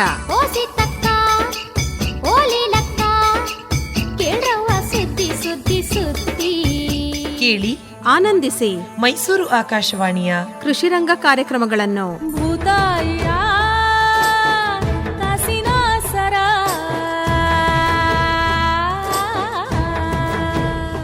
ಗ್ರೋಯರಲ್ಲಿ ಹೊಸ ಪದ್ಧತಿಗಳೇನು ಅಂತ ಅಂದ್ಕೊಂಡ್ರೆ, 2 ಗ್ರೋಯರು 8 ಲೇಯರ್ ಪದ್ಧತಿ, ಅಂದರೆ 1+2+8 ಅಂತ ನಾನು ಆಗಲೇ ಹೇಳಿದೆ ಅದು. ಮತ್ತು ಬೇಸಿಗೆ ಕಾಲದಲ್ಲಿ ಸ್ಪ್ರಿಂಕ್ಲರ್ ಅಥವಾ ಫಾಗರ್ ಹಾಕೊಳ್ಳೋ ಶೆಡ್ಗಳು ಈಗೆಲ್ಲ ಬರ್ತಾ ವರ್ಷ ಟೆಂಪ್ರೇಚರ್ 1 ಡಿಗ್ರಿ 1.5 ಡಿಗ್ರಿ ಎಕ್ಸ್ಟ್ರಾನೇ ಜಾಸ್ತಿನೇ ಆಗ್ತಾಯಿದೆ. ಹಾಗಾಗಿ ಸ್ಪೋರ್ಟಿವ್ ಆಗಿ ನಾವು ಬೇಸಿಗೆಯಲ್ಲಿ ಎಸ್ಪೆಷಲಿ 38, 39, 40 ಹೋಗ್ಬಿಡ್ತಾಯಿದೆ ಮೈಸೂರು. ಸ್ಪ್ರಿಂಕ್ಲರು ಫಾಗರ್ ಹಾಕೋಬೋದು, ಶೆಡ್ ಮೇಲೂ ಸ್ಪ್ರಿಂಕ್ಲರ್ ಹಾಕೋಬೋದು. ಮತ್ತು 6-8 ವಾರ ಅಥವಾ 5 ವಾರದ ಟೈಮಲ್ಲಿ ಸಣ್ಣ ಕೋಳಿಗಳನ್ನ ಬೇರೆ ಮಾಡ್ಕೋಬೇಕು. ಬೇರೆ ಮಾಡಿಕೊಂಡು ಸಣ್ಣ ಕೋಳಿಗೆ ಅದಕ್ಕೆ ಸಪ್ರೇಟಾಗಿ ಒಂದು ಎಕ್ಸ್ಟ್ರಾ ಫೀಡು, ಟಾನಿಕ್ಸು, ತೂಕ ಸರಿಯಾಗಿ ಬರೆಯೋದಕ್ಕೆ ಮಾಡಿಕೊಂಡ್ರೆ ಅವಾಗ ಒಂದೇ ಯೂನಿಫಾರ್ಮ್ ಬರ್ತದೆ. ಯೂನಿಫಾರ್ಮಿಟಿ ಎಷ್ಟು ಚೆನ್ನಾಗಿರುತ್ತೆ ಕೋಳಿ ಬ್ರೂಡಿಂಗ್ ಗ್ರೋಯಿಂಗಲ್ಲಿ, ಪೀಕು ಅಷ್ಟೇ ಚೆನ್ನಾಗಿ ಬರುತ್ತೆ. ಯಾವ ಫ್ಲಾಕ್ ಯೂನಿಫಾರ್ಮ್ ಇರುತ್ತೆ 98-99% ಪ್ರೊಡಕ್ಷನ್ ಬರುತ್ತೆ. ಯಾವುದು ಯೂನಿಫಾರ್ಮ್ ಇರಲ್ಲ, ಒಂದು ಕೋಳಿ 1 kg ಇರುತ್ತೆ, ಒಂದು ಕೋಳಿ 1.25 kg ಇರುತ್ತೆ, ಆವಾಗ ಪ್ರೊಡಕ್ಷನ್ 93-92 ಅಷ್ಟೇ ಬರೋದು. ಸೊ ಎಲ್ಲ 1.2, 1.25 ಇದ್ದರೆ 16 ವಾರಕ್ಕೆ ನಿಮಗೆ 97-98 ಈಸಿಯಾಗಿ ಬರುತ್ತೆ. ಮತ್ತು ಅದು 4-5 ವಾರ ಇರುತ್ತೆ, ಅದು ಸ್ವಲ್ಪ ದಿನ ಅಲ್ಲ, 2-3 ದಿನ ಅಲ್ಲ, ಒಂದು 98% 4-5 ವಾರ ಸಹ ನೋಡಿದ್ದೀನಿ ನಾನು. ಮತ್ತು ಗ್ರೋಯರಲ್ಲಿ ಈಗ ನಮಗೆ ಕೆಲವೊಂದು ತಿಂಗಳಲ್ಲಿ ಕಡಿಮೆ ಸೂರ್ಯನ ಬೆಳಕಿರ್ತದೆ, ಕೆಲವೊಂದು ತಿಂಗಳಲ್ಲಿ ಅಂದರೆ ಹಗಲು ಕಮ್ಮಿ ಇರ್ತದೆ, ಕೆಲವೊಂದು ತಿಂಗಳಲ್ಲಿ ಹಗಲು ಜಾಸ್ತಿ ಇರುತ್ತೆ. ಸೊ ಹಗಲು ಕಮ್ಮಿ ಇರೋ ತಿಂಗಳುಗಳು ಅಂದರೆ ನವಂಬರ್, ಡಿಸೆಂಬರ್, ಜನವರಿ ಆ ಟೈಮಲ್ಲಿ 1 ಗಂಟೆ ಗ್ರೋವರ್ಗೆ ಎಕ್ಸ್ಟ್ರಾ ಲೈಟ್ ಕೊಟ್ಕೋಬೇಕು. ಅಂದರೆ ನ್ಯಾಚುರಲ್ ಲೈಟ್ ಒಂದು 12 ಗಂಟೆ 13 ಗಂಟೆ ಅಂತ ಅಂದಲ್ಲ, ಅವ್ರು ಲೆಕ್ಕ ಹಾಕ್ಕೊಂಡ್ರೆ 11 ಗಂಟೆ ಇದ್ದಾಗ 13 ಗಂಟೆ ಅಂದರೆ 1 ಗಂಟೆ ಬೆಳಿಗ್ಗೆ 1 ಗಂಟೆ ಸಾಯಂಕಾಲ ಎಕ್ಸ್ಟ್ರಾ ಲೈಟ್ ಕೊಟ್ಕೊಂಡ್ರೆ ಪ್ರೊಡಕ್ಷನ್ನು ಬೇಗ ಬರುತ್ತೆ. ಇಲ್ಲಾಂದರೆ ಚಳಿಗಾಲದಲ್ಲಿ ಸಾಕಿದ ಕೋಳಿಗಳು ಪ್ರೊಡಕ್ಷನ್ನು ನಿಧಾನ ಆಗುತ್ತೆ, 19 ವಾರ 20 ವಾರಕ್ಕೆ ಹೋಗುತ್ತೆ ಫಸ್ಟ್ ವೀಕ್. ಇದು ಮೊಟ್ಟೆ ಕೋಳಿ ನಿರ್ವಹಣೆ ಹೇಗೆ ಮಾಡೋದು, 18 ವಾರದಿಂದ 72 ವಾರದವರೆಗೂ ಈಗ ಹೇಳ್ತಿದ್ದ ಆಗಲೇ 100 ವಾರನೂ ಇಟ್ಕೋತಾರೆ ಕೆಲವರು, ಯಾಕಂದರೆ ಮೊಟ್ಟೆ ರೇಟ್ ಚೆನ್ನಾಗಿರುತ್ತೆ ಮತ್ತು ಪ್ರೊಡಕ್ಷನ್ನು ಚೆನ್ನಾಗಿರುತ್ತೆ ಅಂತ. ಅದರಲ್ಲಿ 3 ಥರ ಫೀಡ್ ಮಾಡ್ತಾರೆ, ಒಂದು ಪ್ರೀಲೇ ಮತ್ತು ಪೀಕ್ಲೆ, ಇನ್ನೊಂದು ಪೋಸ್ಟ್ ಪೀಕ್ಲೆ. ಸೊ ಪ್ರೀಲೇ ಅಂತಂದರೆ ಅದರಲ್ಲಿ ಶೆಲ್ ಕಡಿಮೆ ಇರುತ್ತೆ ಮತ್ತು ಸ್ವಲ್ಪ ಪ್ರೋಟೀನ್ ಜಾಸ್ತಿ ಕೊಡ್ತಾರೆ. ಸೊ ದಟ್ ಕೋಳಿ ಈಗ 1.25 kg ಇರೋ ಕೋಳಿ 1.5 kg 600 ಬರಬೇಕು, 400-450 ಬರಬೇಕು. ಹಾಗಾಗಿ ಕೋಳಿ ತೂಕನೂ ಬರಬೇಕು, ಮೊಟ್ಟೆನೂ ಬರಬೇಕು, ಮೊಟ್ಟೆ ನಂಬರು ಜಾಸ್ತಿ ಆಗಬೇಕು, ಮೊಟ್ಟೆ ಸೈಜು ಜಾಸ್ತಿ ಆಗಬೇಕು. ಸೊ ಎಲ್ಲ ಮೊಟ್ಟೆ ಇಟ್ಟಾಗ ಫಸ್ಟ್ 20 ಮೊಟ್ಟೆ 20 ಗ್ರಾಮ್ 25 ಗ್ರಾಮ್ ಇಡುತ್ತೆ, ಆಮೇಲೆ 30-35, ಆಮೇಲೆ 40-45 ಹಿಂಗೆ ಇಡುತ್ತೆ. ಆ ಪ್ರೀಲೇ ಟೈಮಲ್ಲಿ ಕೋಳಿ ಒಳ್ಳೆ ಫೀಡ್ ಕೊಡಬೇಕು, ಎಕ್ಸ್ಟ್ರಾ ಪ್ರೋಟೀನ್ ಕೊಡಬೇಕು. ಸೊ ದಟ್ ಮೊಟ್ಟೆ ನಂಬರು ಜಾಸ್ತಿ ಆಗಬೇಕು, ಕೋಳಿ ತೂಕನೂ ಜಾಸ್ತಿ ಆಗಬೇಕು. ಮತ್ತು ಆವಾಗ ನಾವು ಕೋಳಿ ತೂಕ ಸಹ ಮಾನಿಟರ್ ಮಾಡಬೇಕು. ಕೋಳಿ ತೂಕ ಮಾನಿಟ್ರ್ ಮಾಡಿದೆ, ನಾವು ಬರೀ ಸುಮ್ಮನೆ ಫೀಡ್ ಹಾಕ್ಕೊಂಡು ಮೊಟ್ಟೆ ಎತ್ಕೊಂಡು ಹೋದರೆ ಕೋಳಿ ಜಾಸ್ತಿ ಆಗ್ತಾಯಿದೆ, ತೂಕ ಜಾಸ್ತಿ ಆಗ್ತಾಯಿದೆ ಗೊತ್ತಾಗಲ್ಲ. 100-300 ಎತ್ತಿದ್ರೆ ಆಮೇಲೆ ಯಾವಾಗಲೂ ಪ್ರೊಡಕ್ಷನ್ ಕುತ್ಕೊಂಡ್ಬಿಡುತ್ತೆ. ಹಾಗಾಗಿ ಮೊಟ್ಟೆ ಲೆಕ್ಕನೂ ಜಾಸ್ತಿ ಆಗಬೇಕು, ಕೋಳಿ ತೂಕನೂ ಜಾಸ್ತಿ ಆಗಬೇಕು, ಮೊಟ್ಟೆ ಸೈಜು ಜಾಸ್ತಿ ಆಗಬೇಕು. ಇದು ಆಗೋ ಥರ ಪ್ರೀಲೇ ಮತ್ತು ಪೀಕ್ಲೆ ಎರಡು ಕೊಡ್ತಾರೆ. ಪೀಕ್ಲೆ ಅಂತಂದರೆ 50% ಪ್ರೊಡಕ್ಷನಿಂದ 97-98 ಅದು ಬರೋವರೆಗೂ ಪೀಕ್ಲೆ, ಮತ್ತು 98ರಿಂದ ಆಮೇಲೆ 88-87% ಇಳಿಯುತ್ತೆ ನಿಧಾನಕ್ಕೆ. 25-26 ವರೆಗೆ 97-98% ಬಂದ್ಬಿಡುತ್ತೆ. ತಿರ್ಗಾ ಅದು 51-52ವರೆಗೂ 94-95% ಇರುತ್ತೆ. ಆಮೇಲೆ ನಿಧಾನಕ್ಕೆ 1% 2% ಇಳಿತಾ ಹೋಗ್ತದೆ 2 ವಾರಕ್ಕೊಂದು ಸರಿ. ಸೊ ಅಲ್ಲಿವರೆಗೂ ನೀವು ಪೀಕ್ಲೆ ಪ್ರೊಡಕ್ಷನ್ ಫೀಡೇ ಕೊಡಬೇಕು. ಅದಕ್ಕೂ ಅಷ್ಟೇ ಒಳ್ಳೆ ಕ್ವಾಲಿಟಿ ಫೀಡೇ ಕೊಡಬೇಕು. ಯಾಕಂದರೆ ನಾವು ಸ್ವಲ್ಪ ಫೀಡಲ್ಲಿ ಹೆಚ್ಚು ಕಮ್ಮಿ ಮಾಡಿದ್ರೂ ಪ್ರೊಡಕ್ಷನ್ ಬಿದ್ದೋಗ್ಬಿಡುತ್ತೆ. ಇದಾದಮೇಲೆ ಪೋಸ್ಟ್ಲೆ ಅಂದರೆ ಯಾವಾಗ 87-88% ಬಂದಮೇಲೆ ಪ್ರೋಟೀನ್ ಪರ್ಸೆಂಟೇಜ್ ಕಡಿಮೆ ಮಾಡ್ತೀವಿ. ಯಾಕಂದರೆ ಕೋಳಿ ಫೀಡಲ್ಲಿ ಕಾಸ್ಟ್ಲಿ ಐಟಮ್ ಪ್ರೋಟೀನೇ. ಸೊ ಪ್ರೋಟೀನ್ನ ಆವಾಗ ಕಮ್ಮಿ ಮಾಡ್ಬೋದು. ಕಮ್ಮಿ ಮಾಡಿ ಸ್ವಲ್ಪ ಎನರ್ಜಿ ಜಾಸ್ತಿ ಮಾಡ್ಕೋಬೋದು. ಮಾಡಿಕೊಂಡು ಅಮಿನೋ ಆ್ಯಸಿಡ್ ಬ್ಯಾಲೆನ್ಸ್ ಮಾಡಿಕೊಂಡು ಇಟ್ಕೊಳ್ಬೋದು. ಅದನ್ನು 72 ವಾರ ಕೆಲವರು ಇಟ್ಕೋತಾರೆ, ಇನ್ನು ಕೆಲವರು ಅವರ ಬ್ಯಾಚ್ ಪರ್ಚೇಸ್ ಅನುಸಾರ 100 ವಾರದವರೆಗೂ ಇಟ್ಕೋತಾರೆ, 105 ವಾರದವರೆಗೂ ಇಟ್ಕೋತಾರೆ. ಇದರಲ್ಲಿ ವಿಶೇಷ ಬೇಸಿಗೆಗಾಲದಲ್ಲಿ ಸ್ಪ್ರಿಂಕ್ಲರ್ ಇಟ್ಕೋಬೇಕಾಗತ್ತೆ. ಯಾಕಂದರೆ ಈಗ ಈ ವರ್ಷ ಟೆಂಪ್ರೇಚರ್ ಜಾಸ್ತಿನೇ. ಪ್ರತಿ ಸರಿನೂ ಎಲ್ಲರೂ ಫೋನ್ ಮಾಡ್ತಿರ್ತಾರೆ, ಬೇಸಿಗೆ ಮಾಟಾಡಿ ಶುರು ಆಗ್ಬಿಟ್ಟಿದೆ, ಏನು ಮಾಡಬೇಕು ಅಂತ. ಆವಾಗ ನಾವು ಸ್ಪ್ರಿಂಕ್ಲರ್ ಆಡೋಕ್ಕಾಗಲ್ಲ, ತುಂಬ ಡಿಸ್ಟರ್ಬೆನ್ಸ್ ಆಗುತ್ತೆ ಶೆಡ್ಡಲ್ಲಿ. ಮೊದಲೇ ಚಳಿಗಾಲದಲ್ಲೇ ಅಥವಾ ಮಾರ್ಚ್ ಏಪ್ರಿಲಲ್ಲೇ ಶೆಡ್ ರೆಡಿ ಮಾಡ್ಕೊಂಡು ಸ್ಪ್ರಿಂಕ್ಲರು, ಫಾಗರು, ಶೆಡ್ ಮೇಲೆ ಸ್ಪ್ರಿಂಕ್ಲರು ಮತ್ತು ಕೋಳಿ ಮೇಲೂ ಸ್ಪ್ರೇ ಮಾಡೋದು ಆ ಥರ ಎಲ್ಲ ಇಟ್ಕೋಬೇಕು. ಶೆಡ್ನ ಕೂಲಾಗಿಡೋದಕ್ಕೆ ಸುಮಾರು ಅಂದರೆ ಒಂದು ಎಕ್ಸಾಸ್ಟ್ ಹಾಕ್ಕೋಬೋದು ಸೆಂಟ್ರಲ್ಲಿ, ಸೈಡಲ್ಲಿ ಕರ್ಟನ್ಸ್ ಹಾಕಿ ನೀರು ಸ್ಪ್ರೇ ಮಾಡ್ಬೋದು, ಮತ್ತು ಫ್ಯಾನ್ಸ್ ಹಾಕ್ಕೋಬೋದು, ಸ್ಪ್ರಿಂಕ್ಲರ್ಸ್ ಹಾಕ್ಕೋಬೋದು, ಫಾಗರ್ಸ್ ಹಾಕ್ಕೋಬೋದು. ಮತ್ತು ಫೀಡನ್ನು ಕೂಲ್ ಅವರ್ಸಲ್ಲಿ ಮಾಡೋದು. ಕೂಲ್ ಅವರ್ಸ್ ಅಂದರೆ ಬೆಳಿಗ್ಗೆ 6 ಗಂಟೆ 5 ಗಂಟೆ ಅಥವಾ ರಾತ್ರಿ 7 ಗಂಟೆ 8 ಗಂಟೆ. ಸುಮಾರು ಜನ ನೋಡಿ, ನಾನು ಅರ್ಲಿ ಮಾರ್ನಿಂಗ್ 1 ಗಂಟೆಯಿಂದ 6 ಗಂಟೆವರೆಗೂ ಲೈಟ್ ಹಾಕ್ಬಿಟ್ಟು ಅವು ಫೀಡ್ ಮಾಡಿಬಿಡ್ತಾರೆ. ಈಗೇನು ಟ್ರಾಲೀಸ್ ಇರುತ್ತೆ, ಟ್ರಾಲೀಸ್ ಎಳ್ಕೊಂಡು ಹೋಗ್ಬಿಡ್ತಾರೆ ಅಷ್ಟೇ. ಹಾಗೂ ಮಾಡ್ಬೋದು. ಬೇಸಿಗೆಯಲ್ಲಿ ತುಂಬ ಪ್ರಾಬ್ಲಮ್ಸ್ ಬರ್ತದೆ, ಫೀಡ್ ತಿನ್ನಲ್ಲ, ಮೊಟ್ಟೆ ಕಮ್ಮಿ ಆಗಿಬಿಡುತ್ತೆ. ಹಾಗಾಗಿ ಇಷ್ಟೆಲ್ಲ ಮಾಡಿಕೊಂಡ್ರೆ ಕೋಳಿ ಆರಾಮಾಗಿರುತ್ತೆ, ಪ್ರೊಡಕ್ಷನು ಕಂಫರ್ಟಬಲ್ ಆಗಿರುತ್ತೆ, ಚೆನ್ನಾಗಿರುತ್ತೆ. ಈಗ ಹೊಸದು ಏನಂತಂದರೆ ಎಸ್ಪೆಷಲಿ ಲೇಯರ್ ಫಾರ್ಮ್ಸು ಒಂದು ಅವ್ರದ್ದೇ ಓನ್ ಫೀಡ್ ಮಾಡ್ಕೊಳ್ಳೋದು. ಇವೆಲ್ಲ 89-90ರಲ್ಲಿ ಹೆಚ್ಚಿನವರೆಲ್ಲ ಕಮರ್ಷಿಯಲ್ ಫೀಡ್ ಯಾವುದೋ ಕಂಪ್ನಿಯವರು ಫೀಡ್ ಮಾಡಿಕೊಡ್ತಾಯಿದ್ರು. ಆಮೇಲೆ 92-93ರಿಂದ ಅವ್ರದ್ದು ಹೆಚ್ಚಿನವರೆಲ್ಲ ಓನ್ ಫೀಡ್ಗೆ ಹೊಟ್ಟೋದ್ರು. ಯಾರೋ ಕೆಲವರು ಕಮರ್ಷಿಯಲ್ ಫೀಡಲ್ಲಿದ್ದಾರೆ. ಈಗ ಹೆಚ್ಚಿನವರೆಲ್ಲರೂ ಆಲ್ಮೋಸ್ಟ್ 100% ಎಲ್ಲ ಓನ್ ಫೀಡ್ ಇದ್ದಾರೆ. ಆಮೇಲೆ ಇನ್ನೊಂದು ಓನ್ ಮಾರ್ಕೆಟಿಂಗು, ಅದು ಹೊಸದು. ಕೆಲವರೆಲ್ಲ ಅವ್ರದ್ದೇ ಓನ್ ಮಾರ್ಕೆಟಿಂಗ್ ಬ್ರ್ಯಾಂಡ್ ಮಾಡ್ಕೊಂಡು ಅವ್ರದ್ದೇ ಓನ್ ಮಾರ್ಕೆಟಿಂಗ್ ಮಾಡ್ಕೋತಾರೆ. ಮತ್ತು ಕೆಲವರು ಎಗ್ಸ್ನ ಒಂದಷ್ಟು ವೈಟಮಿನ್ಸು ಮತ್ತು fatty acids omega 3 omega 6 extra ಬರೋ ಥರ ಫೋರ್ಟಿಫೈ ಮಾಡಿ ಸಹ ಎಗ್ಸ್ ಬ್ರ್ಯಾಂಡ್ ಮಾಡಿ ಮಾರ್ತಾರೆ. ಅದರಲ್ಲೂ ಬ್ರೌನ್ ಎಗ್ಸ್ನವರು ಅದಕ್ಕೊಂದು ಸಪ್ರೇಟ್ ಅಡಿಟಿವ್ಸ್ ಹಾಕಿ ಫೀಡಲ್ಲಿ ಅಮಿನೋ ಆ್ಯಸಿಡ್ಸು ಮತ್ತು ಫ್ಯಾಟಿ ಆ್ಯಸಿಡ್ಸ್ ಎಕ್ಸ್ಟ್ರಾ ಬರೋ ಥರ ಮಾಡಿ ಅದನ್ನು ಫೋರ್ಟಿಫೈ ಮಾಡಿ, ಈಗ ರೈಸು ಹಾಲು ಎಲ್ಲ ಮಾಡ್ತಾರೆ. ನಂದಿನಿಯವರು ಹಾಲು ಸಹ ಫೋರ್ಟಿಫೈ ಮಾಡ್ತಾರೆ. ಆ ಥರ ಎಗ್ಸು ಸಹ ಫೋರ್ಟಿಫೈ ಮಾಡಿ ಅವರೇ ಬ್ರ್ಯಾಂಡ್ ಮಾಡಿ ಮಾರ್ತಾರೆ. ಅಂದರೆ ಅದಕ್ಕೆ 50 ಪೈಸೆ ₹1 ಎಕ್ಸ್ಟ್ರಾ ಹಾಕ್ತಾರೆ ಒಂದು ಮೊಟ್ಟೆಗೆ. ಸೊ ಸಾಮಾನ್ಯವಾಗಿ ₹6 ಇದ್ದರೆ ಒಂದು ಮೊಟ್ಟೆ ಅದು ₹7, ₹7.5, ₹8ವರೆಗೂ ಸಹ ಮಾರ್ತಾರೆ ಕೆಲವರು. ಮತ್ತು ಶೆಡ್ ಮ್ಯಾನೇಜ್ ಮಾಡೋಕ್ಕೆ ಹೊಸದು ಕೆಲವೊಂದೆಲ್ಲ ರೋಬೋ ಯೂಸ್ ಮಾಡ್ಕೋತಾರೆ, ಮತ್ತು ಆರ್ಟಿಫಿಷಿಯಲ್ ಇಂಟೆಲಿಜೆನ್ಸ್ ಯೂಸ್ ಮಾಡ್ಕೋತಾರೆ. ಮತ್ತು ಇ ಸಿ ಶೆಡ್ಸ್ ಅಂದರೆ ಎನ್ವೈರ್ಮೆಂಟ್ ಕಂಟ್ರೋಲ್ಡ್ ಶೆಡ್ಸ್. ಅಂದರೆ ಅಲ್ಲಿ ಯಾವಾಗಲೂ ಒಂದೇ ಸಮಯ ಇರುತ್ತೆ, ಟೆಂಪ್ರೇಚರು ಇದು ಎಲ್ಲ ಒಂದೇ ಸಮಯ ಇರುತ್ತೆ, ಏನು ಏರುಪೇರು ಇರೋದಿಲ್ಲ.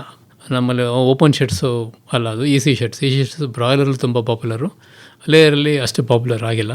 ಮತ್ತು ಇನ್ನು ಕೆಲವರು ಏನು ಮಾಡ್ತಾರೆ ಅಂದರೆ ಪೀಕ್ ಡಿಮ್ಯಾಂಡು ಪೀಕ್ ರೇಟ್ ಇದ್ದಾಗ ಎಲ್ಲ ಬ್ಯಾಚು ಪೀಕಲ್ಲಿರೋ ಥರ ನೋಡ್ಕೋತಾರೆ. ಸೊ ಅಂದರೆ ಈಗ ಆಗಲೇ ಹೇಳಿದೆ, September, October, November, December, Jan ಈ ಇದರಲ್ಲಿ ಸಾಮಾನ್ಯ ರೇಟ್ಸ್ ಚೆನ್ನಾಗಿರುತ್ತೆ. ಮ್ಯಾಕ್ಸಿಮಮ್ ರೇಟ್ ಸಿಗುತ್ತೆ, ₹6, ₹7 ಎಲ್ಲ ಸಿಕ್ಬಿಡುತ್ತೆ. ಆ ಟೈಮಲ್ಲಿ ಇವರು ಎಲ್ಲವೂ ಪೀಕಲ್ಲಿರೋ ಥರ ನೋಡ್ಕೋತಾರೆ, ಅದನ್ನು ಮಾಡ್ತಾರೆ. ಮತ್ತು automatic feeding, automatic egg collection ಅದು ಸಹ ಹೊಸದರಲ್ಲಿರ್ತದೆ. ಮತ್ತು ಫೀಡ್ ಪ್ರೊಡಕ್ಷನ್ ಫ್ಯಾಕ್ಟ್ರಿಯಿಂದ ಶೆಡ್ ಒಳಗಡೆಗೆ ಬರೋ ಥರ ಸೈಲೋಗಳು ಮಾಡ್ಕೋತಾರೆ. ಫೀಡ್ ಫ್ಯಾಕ್ಟ್ರಿಯಿಂದ ಒಂದೊಂದು ಶೆಡ್ಗೂ ಒಂದೊಂದು ಸೈಲೋ ಮಾಡಿಬಿಟ್ಟು ಅದಷ್ಟೇ ಬಂದು ಅಲ್ಲಿ ಡಂಪ್ ಆಗುತ್ತೆ, ಸೈಲೋಯಿಂದ ಶೆಡ್ಗೆ ಹೋಗುತ್ತೆ. ಸೊ ಇದು ಸಹ ಒಂದು ಆಟೋಮೇಷನ್ ಮಾಡ್ಕೊಂಡಿರ್ತಾರೆ. ಇನ್ನೊಂದು ಹೊಸದೇನೆಂದರೆ 100 ವಾರದವರೆಗೂ ಇಟ್ಕೊಳ್ಳೋದು, ಅದು ಸಹ 100 ವಾರದವರೆಗೂ ಇಟ್ಕೋತಾರೆ. ಮತ್ಸ್ಯತರಂಗ.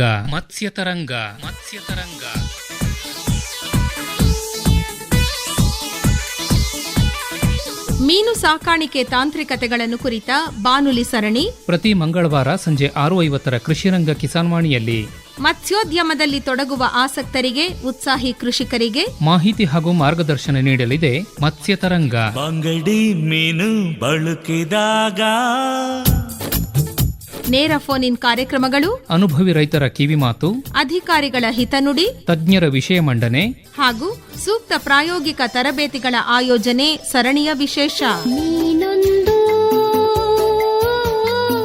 ಮಿಂಚಿ ಓಡಾಡಿದೆ ಮನದ ಕಡಲಾಳಕ್ಕೆ, ಅರಸುತ್ತ ಈಜಿದೆ ತೀರವಾ.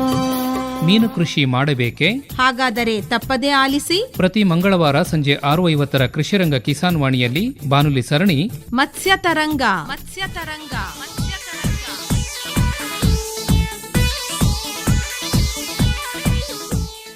ವೈಜ್ಞಾನಿಕತೆಗಳು ಸಾಕಷ್ಟಿದ್ದಾವೆ ಕೋಳಿ ಸಾಕಾಣಿಕೆಯಲ್ಲಿ, ಆದರೆ ಸಮಯ ಸಾಕಷ್ಟಿಲ್ಲ. ಹಾಗಾಗಿ ಹೆಚ್ಚಿನ ಮಾಹಿತಿಯನ್ನು ತಮ್ಮಿಂದಲೇ ನೇರವಾಗಿ ಪಡ್ಕೋಬೇಕು ನಮ್ಮ ಕೇಳುಗರು ಅಂತಾದರೆ ಡಾಕ್ಟರ್ ಶಶಿಭೂಷಣ್ ಅವರೇ, ಸಂಪರ್ಕಕ್ಕಾಗಿ ತಮ್ಮ ಮೊಬೈಲ್ ಸಂಖ್ಯೆನ ಕನ್ನಡದಲ್ಲಿ ಹೇಳ್ಬೋದಾ?